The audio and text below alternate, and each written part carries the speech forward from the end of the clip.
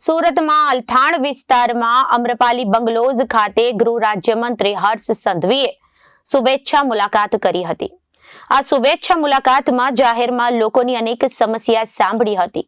મુલાકાતમાં ગૃહ રાજ્યમંત્રી હર્ષ સંઘવીએ કહ્યું હતું કે તમે લોકો દિલ ખોલીને કોઈ પણ ફરિયાદ કરો।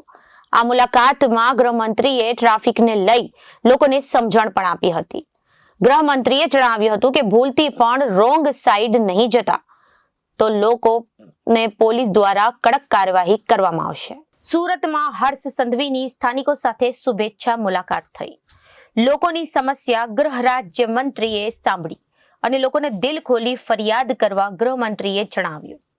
લોકોને ટ્રાફિક બાબતે પણ સમજણ આપી હતી। રોંગ સાઈડમાં ન આવવા માટે પણ સૂચના આપવામાં આવી હતી। સુરતમાં હર્ષ સંઘવીના સ્થાનિકો સાથે શુભેચ્છા મુલાકાત લીધી। લોકોની સમસ્યા ગૃહ રાજ્યમંત્રીએ સાંભળી લોકોને દિલ ખોલી ફરિયાદ કરવા ગૃહમંત્રીએ જણાવ્યું। લોકોને ટ્રાફિક બાબતે પણ સમજ આપી હતી। ટ્રાફિકના નિયમ તોડશો તો પોલીસની સ્લેટ પકડવી પડશે। રોંગ સાઈડ માટે દંડ સાથે પોલીસ કેસ પણ થશે। કોઈ પણ લોકોને ટ્રાફિક નિયમ તોડતા પોલીસ પકડે તો મને કે ઓફિસને ફોન ના કરશો।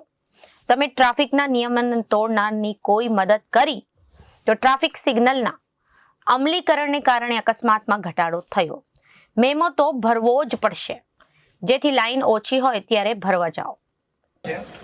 કે ટ્રાફિકની જે વ્યવસ્થા સુરતમાં જે પ્રકારે જનસંખ્યા વધતી જાય છે અને જનસંખ્યાના કારણે આપણે જે નાના નાના 4 રસ્તાઓ જે આવતા હોય એ 4 રસ્તાઓ પર જે પ્રકારે એક્સિડન્ટો થતા હતા અને તમે સૌ લોકો એના સાક્ષી છો। તમે સૌ લોકોએ કોઈને ને કોઈને ક્યાં કોઈ પરિચિત, ક્યાં કોઈ સગા વહાલા એવા અનેક લોકોને ખોયા હશે। ટ્રાફિકની વ્યવસ્થા જેવું ચાલુ થઈ તો અનેક લોકોએ જે સમસ્યા, ક્યાંક સિગ્નલમાં ટાઈમિંગનો પ્રોબ્લેમ થયો, કોઈક જગ્યા પર બમ્પનો પ્રોબ્લેમ થયો, કોઈક જગ્યા પર સર્કલો મોટા હતા એના કારણે પ્રોબ્લેમ થયો। પણ આ બધી જ વ્યવસ્થાઓને આપણે દરરોજ દરેક સર્કલ પર આખા દિવસમાં કઈ જગ્યા પર શું સુધારો લાવવો જોઈએ, કઈ જગ્યા પર શું બદલવું જોઈએ તે માટે માત્ર ચાલુ કરીને અધિકારીઓ કે અમે લોકો બેસી નથી ગયા। કમિશનરથી લઈને સુરત શહેરના પોલીસ વિભાગના ખૂબ મોટી સંખ્યામાં અધિકારીઓ સર્કલ પર ઉભા રહીને આ બધી જ વ્યવસ્થાઓની અંદર કઈ રીતે ક્યાં અગવડતા આવે છે, ક્યાં બમ્પરો નડે છે, તમે જોયા હશે બમ્પરો જ્યાં સર્કલ પર હતા એ નીકળી ગયા। સર્કલો જે મોટા મોટા હતા એના કારણે જે 2 લાઈનો ઓછી થઈ શકતી હતી તો એ સર્કલોનું ડિમોલિશન ચાલુ થયું। સાથે સાથે ટાઈમિંગ જે લોકોની માંગણી હતી કે ટાઈમિંગની જે ફરક હોવો જોઈએ એ ફરક કરવામાં આવ્યો અને સાથે સાથે અનેક સિગ્નલો પર 80% સિગ્નલ એવા છે કે જે જગ્યા પર વધુ ભીડ થતી હતી એ ભીડો હવે તમે જોઈ હશે કે ઓછી થવા માંડી છે। પરંતુ હજી બી અનેક જગ્યા એવી છે કે જ્યાં સમસ્યા છે એ સમસ્યા બી આવનારા દિવસોની અંદર તાત્કાલિક નિવારણ કઈ રીતે આવે એના માટે આજે બી પોલીસ કમિશનરથી લઈને તમામ લોકો 4 કલાક સુધી અલગ અલગ સિગ્નલ પર પોતે ઊભા છે। એ ઊભા છે ટ્રાફિક મેનેજમેન્ટ કરતા કરતા સાથે ભવિષ્યની અંદર ત્યાં ટાઈમિંગની અંદર કઈ રીતે ફેરફાર કરીએ, ટાઈમિંગ જોડે જોડે ફિઝિકલ સ્ટાફ મૂકવાથી આપણે શું ફરક પડી શકે, આ બધી જ વ્યવસ્થા કરવા માટે આ રીતે ટીમો ત્યાં લાગેલી છે। આનાથી ફાયદો શું થયો? એક્સિડન્ટોની અંદર ખૂબ મોટો ઘટાડો આવ્યો। એક્સિડન્ટોની અંદર ઘટાડા જોડે જોડે 20 જેટલા ગયા અઠવાડિયા તક, આ અઠવાડિયાના જે આંકડા એડ થશે, ગયા અઠવાડિયા તક જે સર્વે કર્યું એ સર્વેમાં ગયા અઠવાડિયા સુધી 20 જેટલા ગંભીર એક્સિડન્ટ ઓછા થયા અને 11 જેટલા ફેટલ એટલે કે મૃત્યુ ઓછા થયા। અને આનાથી વધારે જીત આપણા સુરતીઓ માટે કઈ ના હોઈ શકે। અને હું તમને એટલા માટે આભાર માનું છું। આભાર ખાસ એટલે માનું છું કે તમે સૌ લોકોએ નાની મોટી તકલીફો સહન કરી। ક્યાંય 5-10 મિનિટ તમને જવામાં ટાઈમ વધારે લાગ્યો, ક્યાંક એક પછી એક સિગ્નલ આવતી હતી એવી 23 સિગ્નલો બંધ બી કરી હતી આપણે। જે ઓછા ડિસ્ટન્સમાં આવતી હતી એવી 23 સિગ્નલો ઓછી કરવામાં આવી।